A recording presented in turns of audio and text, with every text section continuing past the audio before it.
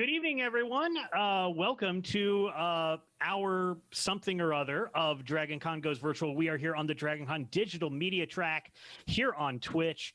And my name is Bobby Blackwolf. I am a longtime podcaster, video game podcaster for 15 years. I host a show called The Bobby Blackwolf Show. We'll talk about why that name is probably not the best for search engines in a future panel. But I am also the co-founder of the Voice of Geeks Network, a geek-centric podcast network and streaming network devoted to all things geek culture. I am actually moderating this panel because I don't actually know a lot of the answers to these questions, but this is about how I should stop being an introvert and actually get out and meet with other content creators outside of just this time here at DragonCon.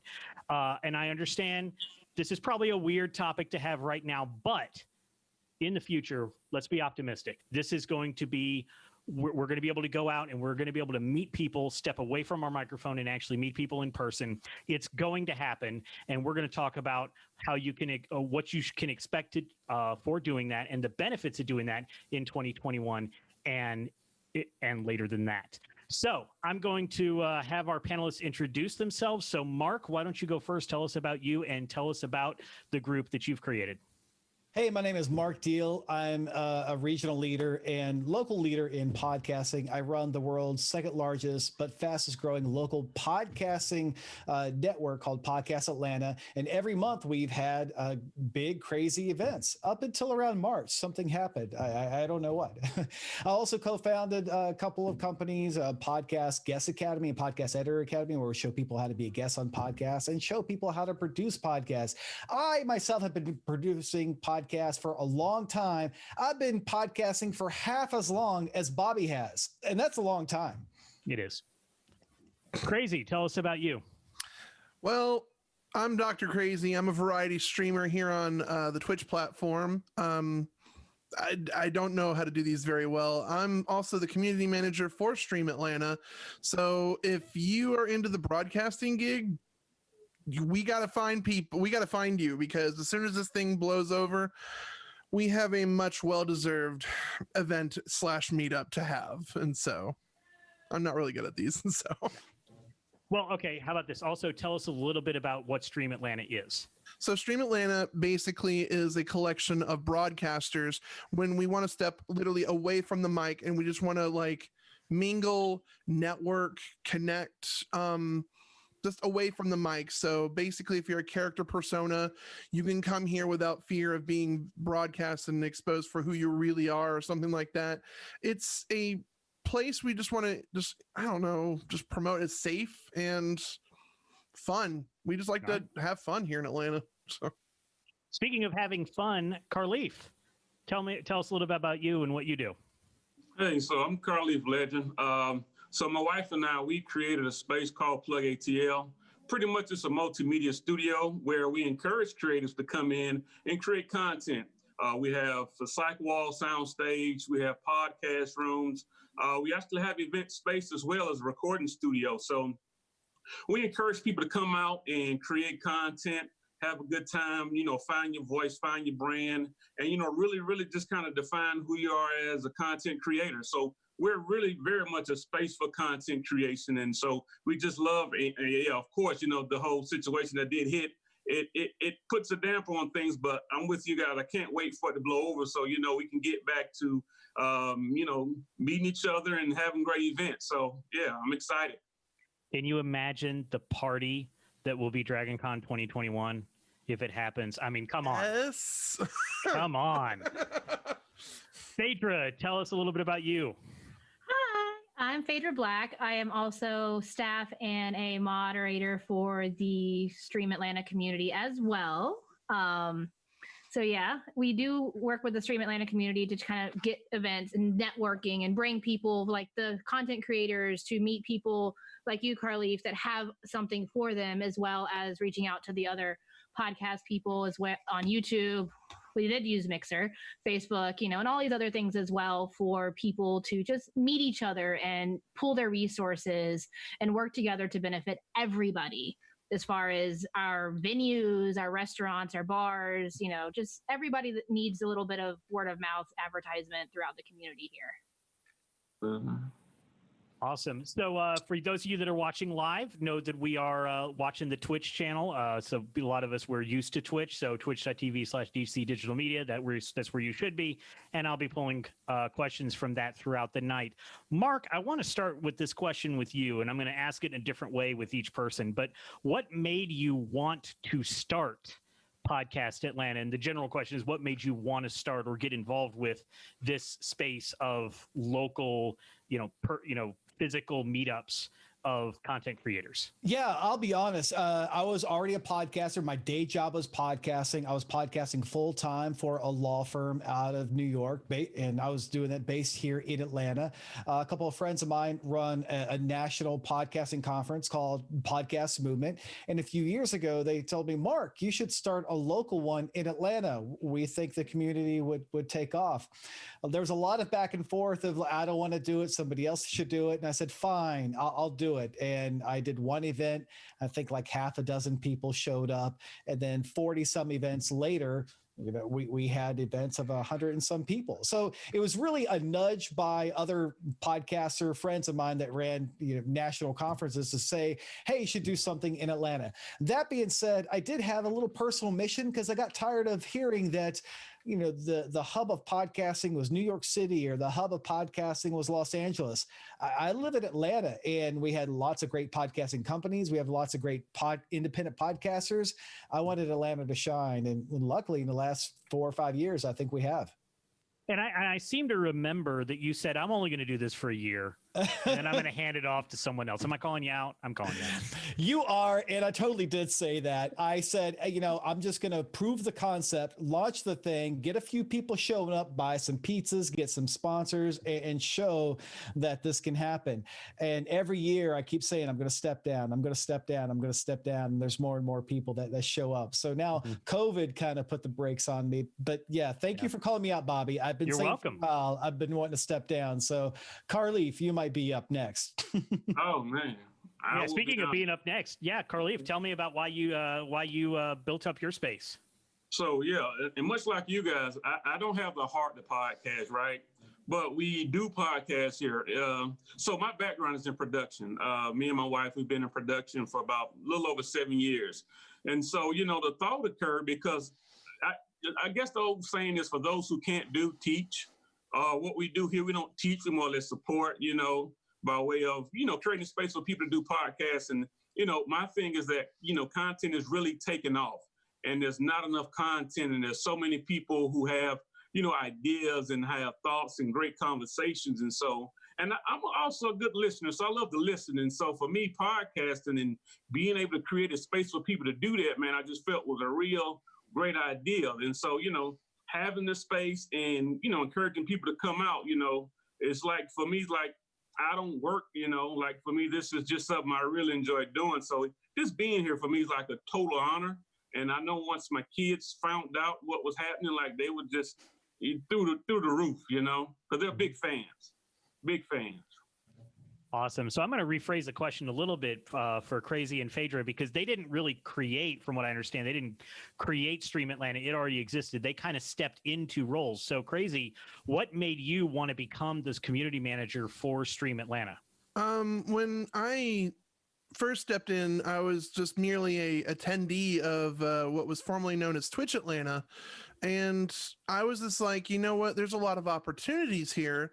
And it kept on echoing in my head for the countless of meetups that I went to. And one thing led to another. The leader stepped down and was asked to step down. And for some reason, the community looked at me. I was just like, why?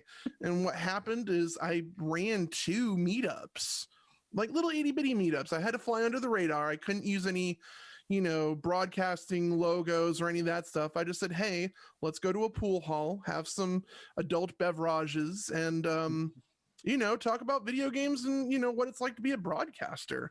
And the first 2 mini meetups I hosted apparently left an impression. And I was asked to be the community manager, I think about 18 months ago. So here I am. And Phaedra, you're also involved in some of the planning and stuff behind Stream Atlanta. So what made you want to step up into that position? I'm organized. And, it was like there was a lot of ideas that have been bouncing around within the community itself. And pretty much was it prior to DreamHack was when like we really took more of a staff role to that, because we had the events that were going on there with the streaming community and the party and event that we did there, and just organizing that and getting things together and organized. So wanted to make it to where all the different things can come together without being spread too thin, and having only a couple staff members with the community, as big of a city as it is, trying to take things off of other people's plates. And being a stay-at-home mom, I do have a little bit of free time, so I can kind of help out where I can, and take the load off of others. And you can yell at the right people at venues. Mm-hmm. Is that what Get it that is? mom voice going on, and it's just like, But not Carleaf. We would never yell at Carleaf. Oh no, it's okay. Yeah, I'm accustomed to it. I have 4 kids, so yeah, I hear a lot of screaming. So one of the things that I wanted to get across with this panel is that stepping away from doing, actually doing what you're doing and getting out and meeting other people can actually benefit you when you are on camera or behind the microphone, depending on if you're streaming or podcasting. So I wanted to ask if you have actually seen tangible results from people in your communities after being a part of your space, either your event space or the Meetup group, and what they have actually gotten out of it now that we've been doing this for a couple of years. So Carleaf, I'll actually start with you and put you on the spot about a success story coming out of your space. Oh man, so right when we first launched the whole ad campaign of encouraging people to come in, we had one particular guy come from South Georgia. Name is James, great guy. And he's a regular working guy, but he wanted to do a podcast and never done it, and was very nervous about doing it. And one of the things I told him was you should definitely do it. There's no time like the present. But one of his apprehensions was the fact that he didn't know where to start, and also he didn't want to sound like anybody else.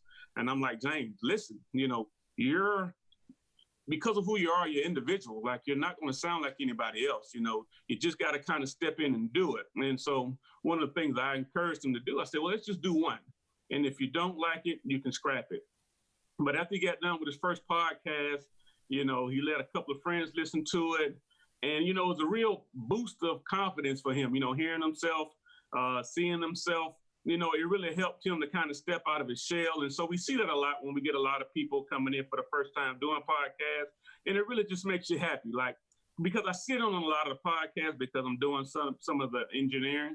And, you really get to hear a wonderful side of people, and you get the best out of people once they begin to kind of voice and tell their stories and talk about the things that, brought them to the place that they are. So, for me, man, just being able to kind of sit in and be a part of it, I'm like the fly on the wall. I just like listening and being part of it because I feel like I'm part of a group. And I think for a lot of the people, especially, who come here, they feel a part of the group as well. So it's kind of like literally we're plugging people in together, not just with podcasting, but just with content creation in general. Yeah. And I think it's Grivant or Grivant. I don't know. I apologize for mispronouncing your name. I'm getting Carleaf's name right, though. I just want to point that out, but I'm not getting yours right. He does say, the fear of being cookie cutter is real, but if you are yourself, you'll stand out. I wanted to repeat that because that is great advice. Mark, you've been doing podcast meetups for a while, and you've probably seen connections get made. So what are some of the things that you have seen that have actually happened organically as a result of the meetups that you've put on? Well, I've seen people follow myself and other speakers and quickly launch shows and refine and make their productions better. A lot of people do that. And really, that story hasn't really become unique anymore because so many people do that. What I do find is a lot of people connecting with each other and finding co-hosts and collaborating on ideas and perhaps interview swaps to grow each other's shows. That's been awesome. But I'll be honest and quite transparent is I've learned a lot from from the community. When I work with and network a lot with professional podcasters, we all, maybe sometimes, perhaps artificially so, feel like we're at somewhat high of an echelon and we're using old tools and old techniques from years ago. But when somebody steps up onto the podcasting stage or in front of the mic and they're using something or have tried something that no one else has done before because no one has told them they can't do that, and they come up with something new, well, then all of us, all the old people, turn around like, wow, check this out. So not only are people learning from me, but I'm also learning from them. And that has only been able to happen because we've had these physical meetups where people essentially got from behind the mic. Yep. Crazy. What have you seen going on at Stream Atlanta and how people have connected and how that's benefited them in their career? I have some personal stories myself, Yes. but honestly, I've seen it with like smaller, like maybe not smaller streamers, but other individuals. You'll just see them divide into those cliques or those cliques, however you want to call them, and that's just really warming in my heart. You'll see we've had some indie devs bring out their like laptops with their games, and they will play their games, and you see people huddling around, people talking to one another. Honestly, as long as it's not that silence in a high school cafeteria, there's some form of networking happening. And then we always try to encourage with various mini games or incentives or topics or something to get people to talk. But honestly, I just met a lot of interesting people. Like, we've had people fly as far from as California and as north as Wisconsin, even Canada, to come down and visit some of our events. And so we have definitely reached through our communities and our communities just to bring them out here. Let's chit chat, let's hang out and stuff like that, if that answered the question. Yeah. Phaedra, how has Stream Atlanta benefited you and other people and some friends that you've made in the group? It's been awesome. I mean, just all the events and all of the things that we've been able to go to through Stream Atlanta. I've been able to bring Munchkin to these as well. And I think being able to bring my daughter, who's 6, to these events really shows her a different part of the world than most 6-year-olds probably get to see. And the fact that the Atlanta community has been so welcoming to having her around as well, that really shows like the caliber of people that we do have and the experiences that we can have. Like, she's gone to DreamHack, she's gone to DragonCon, she was going to do TwitchCon and MomoCon and all those things that, haven't happened. But she helps pass out like the raffle bags when we've done them. It's just been a great thing. And she loves talking about it. She gets so excited about it. And those are opportunities that she wouldn't have otherwise. And I think just the diversity and the learning about people and how things interact and everything else has been very good for her. And without that community and the networking side of that wouldn't be possible at all.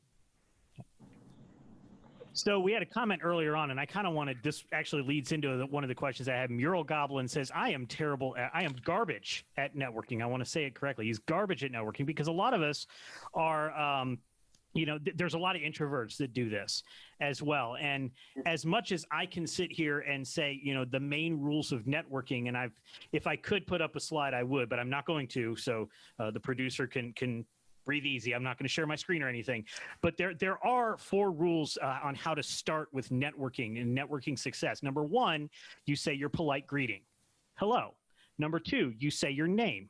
My name is Inigo Montoya. Number 3, you give a relevant personal link. You killed my father. And then number 4, you manage expectations. Prepare to die. That's kind of the quick overview of networking success. But Mark, you are actually really good at networking with people. So what kind of advice do you give to people who maybe aren't used to walking up to a stranger at a big venue, and how do they get the conversation started? There's a couple of different ways to look at this, and I'll give one aspect, and that is everyone's most popular radio station, WIFM. What's in it for me? So don't talk so much about yourself, but talk about the person that you are meeting with, or perhaps the person that you reach through your audience. So instead of saying, hey, I'm Mark Deal, and I run a group of Atlanta podcasters, I say, well, Well, you know how there's people that communicate through a microphone via podcasts and don't ever get together. Well, what I do is I organize events and meetups to where we all get together once a month, speakers and informal events, so they can all get together and share best practices. So instead of making it about me, I make it about themselves. So when you are meeting somebody and say, hi, I am such and such, and my title is this, and my day job is this, talk about your passions and what you do in the frame of somebody else, and perhaps frame it in their possible problems or their possible opportunities. Carleaf, what do you have any advice on how to not be an introvert? Oh man, that's going to be tough because I'm an introvert by nature. So what's worked for you? I tell you what, my wife's an extrovert, so typically I just follow her, right? Yeah. But no, I mean, truly, one thing I've learned, and I guess the best advice I can give is to just put yourself out there and make the introduction. Like you say, introduce yourself definitely. And ask the question, who are you? What do you do? What are you into? And, try to find like a common link, something that, you can find that, bridges you two together. So if I say, well, hey, how you doing? My name's Carleaf. What are you into? And you say, well, I like dogs. Then I'll find something that I like about dogs and, try to start a conversation back and forth just based on that and just kind of see where the conversation goes. So Crazy, how do you put your inhibitions aside and just go all out like I've seen you do at some of these events? Honestly, it's a great deal of courage because I am in here. You have to be an introvert with sometimes given your surroundings, but honestly, you just got to dig deep inside and just who do you want to be is how I ask myself, because I like to be entertaining. I like to go around, smile, make other people happy. It's kind of like my function. I just like to make people smile. And so when I go out there, I try to make people feel comfortable. And sometimes you have to put on the dunce cap and, be a goofus sometimes, but it gets people a little bit less anxious out there, especially when I'm on the microphone all the time, on the podium saying, hey, we got these awesome raffles. I got Munchkin here helping me out. And we give out the swag. Honestly, I would just say, honestly, it's hard to speak about that one for myself because I sometimes have to dig deep. And Phaedra, I'll put the question to you, but I do want to read this chat comment because I know that you liked this comment from one of our people in chat. We're over at the Twitch chat. I'm reading it.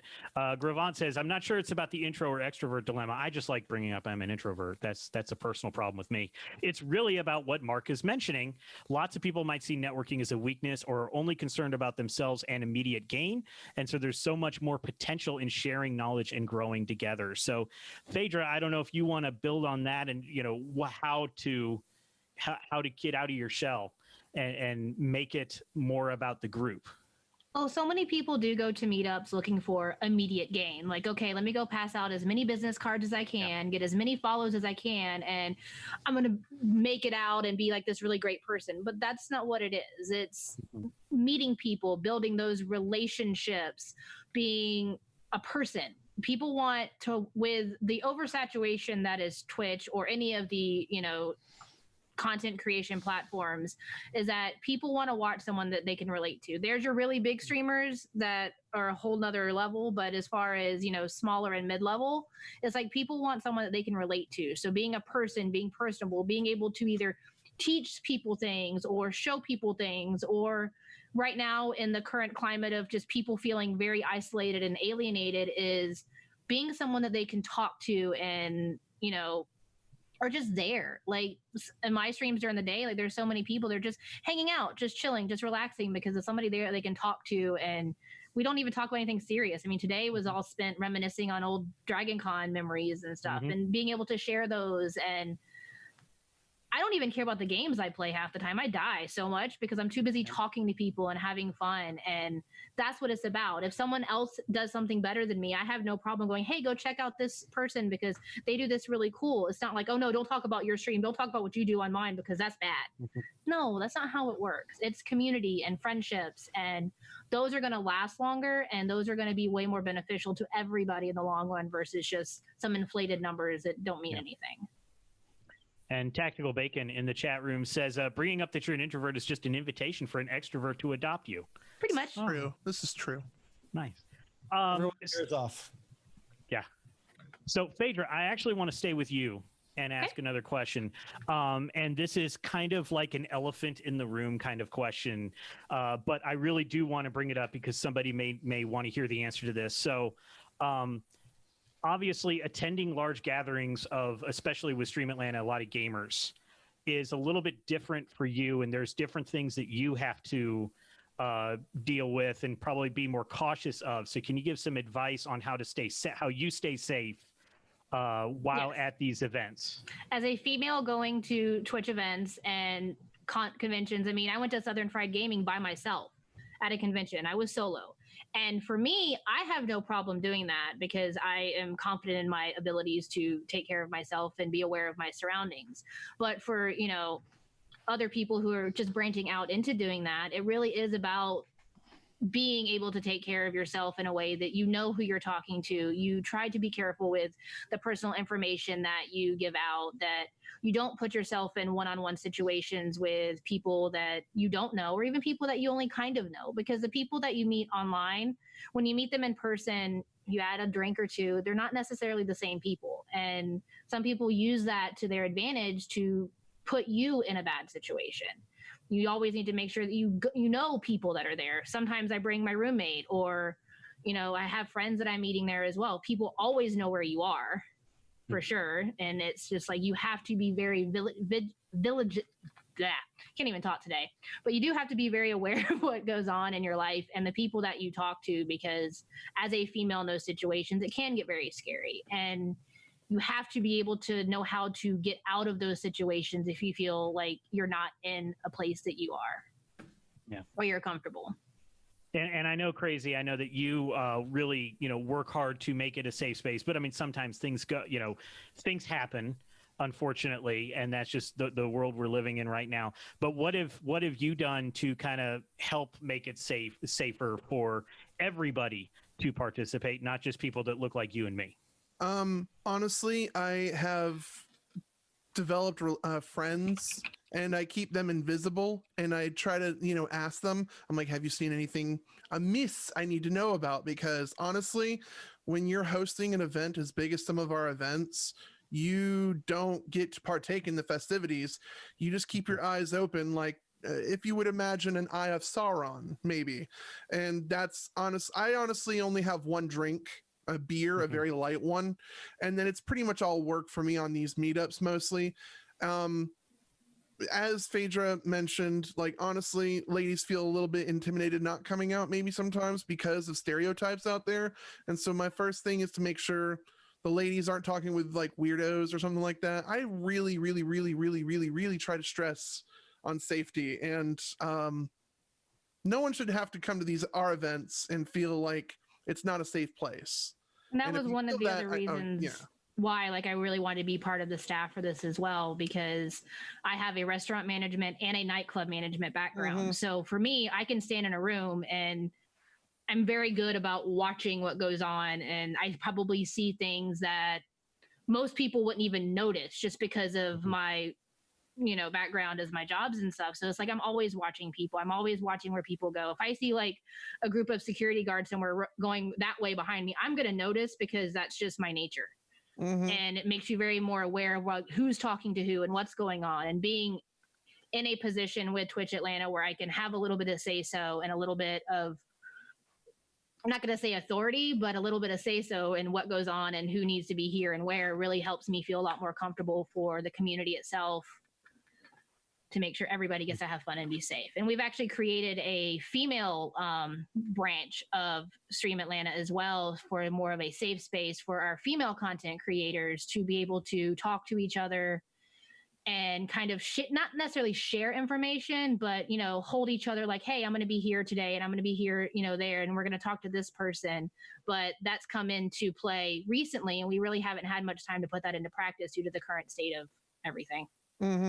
Like, honestly, it was an idea that the ladies brought it up to me first, and I was like, that's a great idea. And even though I don't even think I have permission into that Discord. You're not even in it. Yeah. It's I'm not ladies even only. but I do have trusted liaisons in there that will be like, hey, we have a problem. I'm like, tell me who I gotta beat up. And that's pretty much how our safety process goes down. If I even just catch a whiff of something not good happening, I'll normally pull people off to the side. I'll be like, listen, you're already on thin ice. Just either walk away or just don't do anything stupid.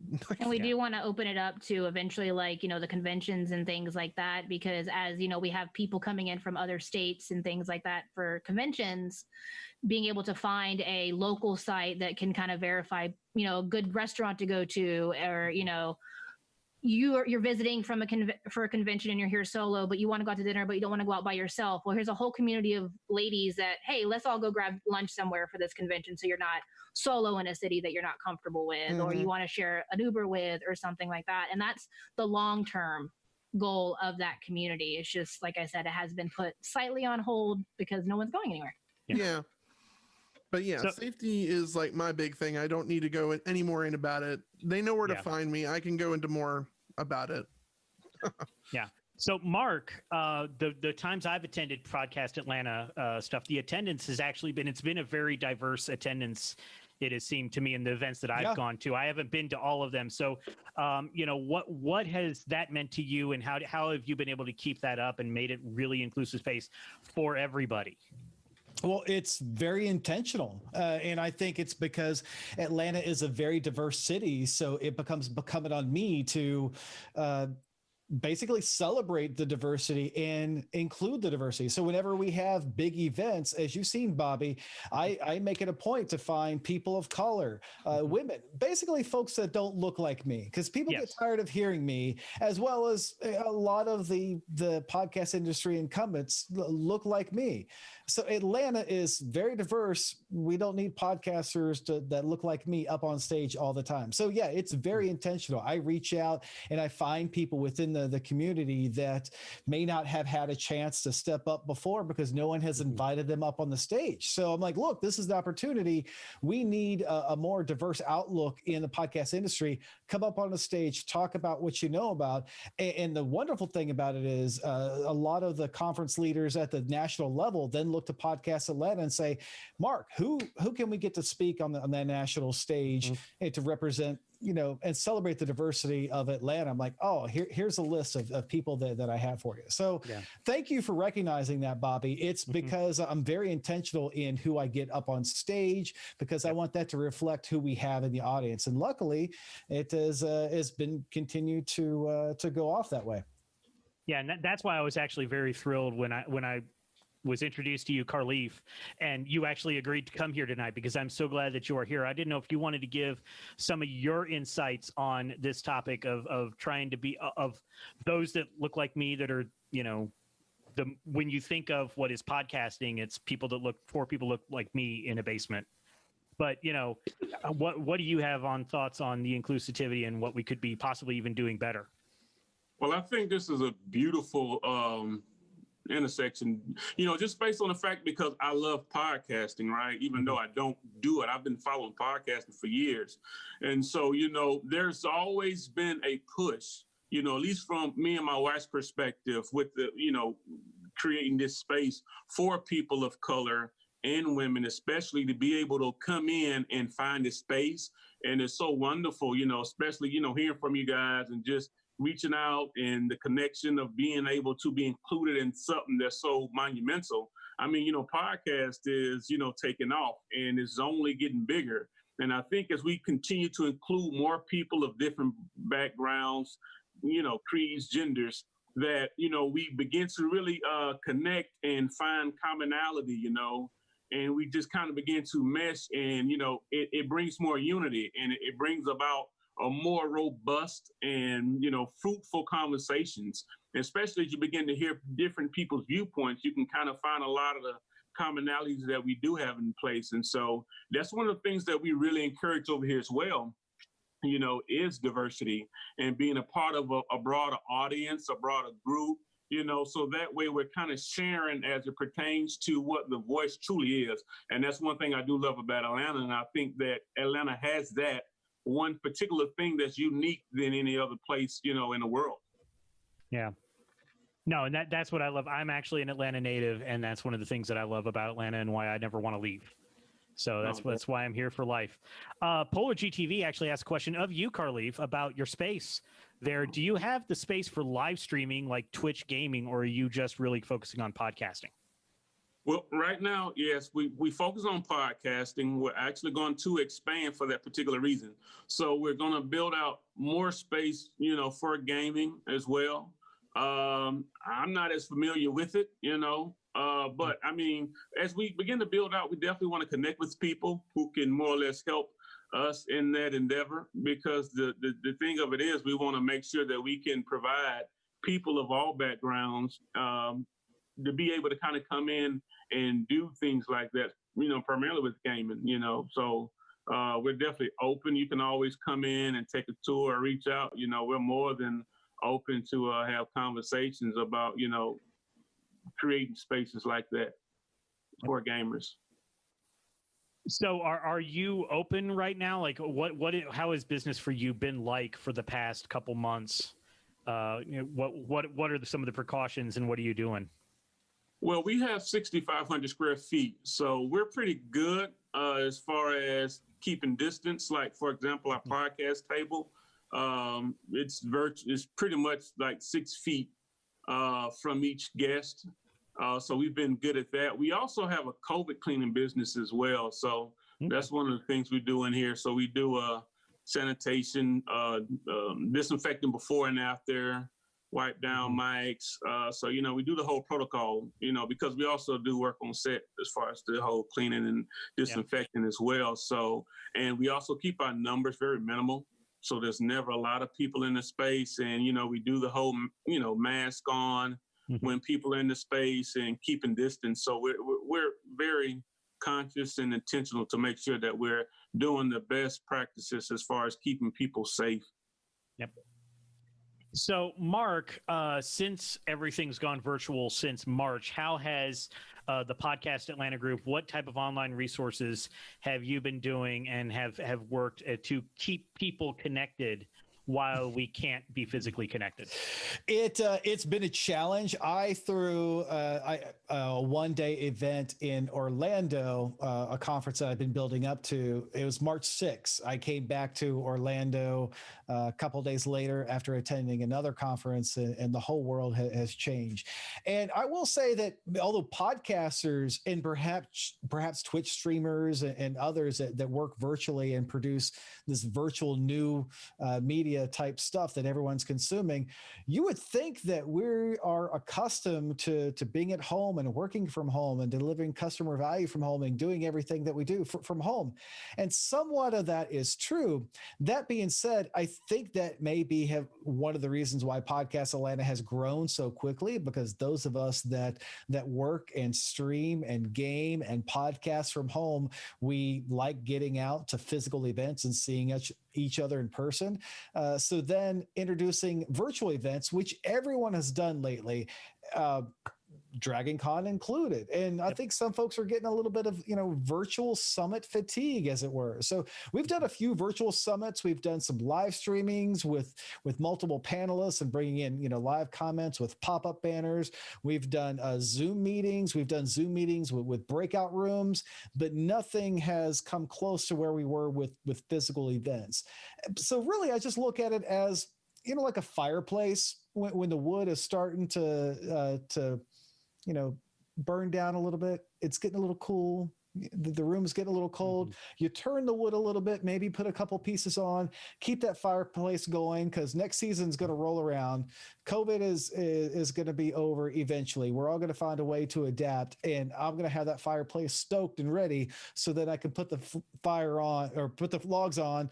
The flame jumps back, and it's going to be like it was. So, Bobby, excuse me. I know that was a real roundabout way of not answering your question. Right. How have we been adapting? We've been doing the best we can. We haven't seen the attendance numbers that we had physically, and our sponsorship has shown because of it. But that being said, it hasn't died out completely, and I still feel the pulse of the community, and they're ready for physical events to start back up again.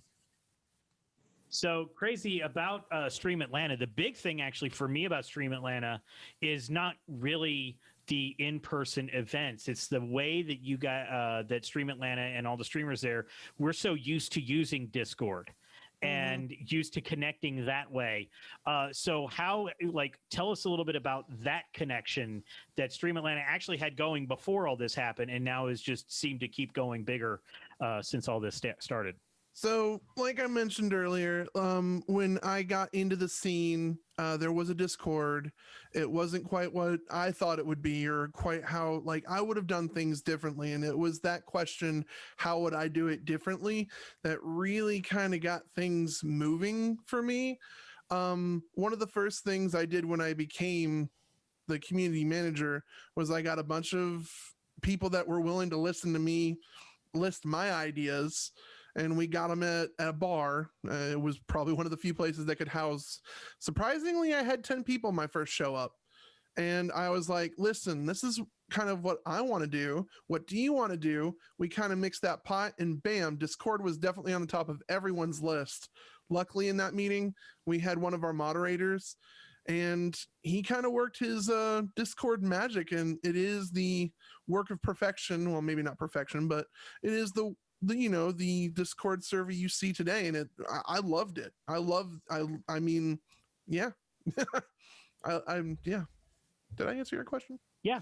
No, it's more I was just trying to like get people to know about the Discord. I was kind of leading a little bit. Like a great moderator. Just wanted to talk about that. Yes, we have a Discord server. How can people find that server? So, because I think they haven't, Discord's been going through some changes with things lately, but discord.gg / is it still Stream? I think it is now Stream Atlanta. I think we've gotten it changed to Stream Atlanta. Okay. So it's discord.gg / Stream Atlanta. I did post a link for Charles to post in the Twitch chat as well. I already did that. Ooh, yeah. So you can stick that in there again, and that brings people over there for us. Please read the welcome screen. We have a lot of people get stuck on the welcome screen. Yeah. Yeah, that's the one. Definitely come on into that one. And honestly, we have a bunch of us in there. Mind you, things have tapered down with COVID. Everyone's like kind of like doing their old hermit things, but we're trying to stir up the coals, as Mark has put in it, and just trying to keep the flames warm. And we're trying to do things, but we're also trying to be mindful of safety for everyone.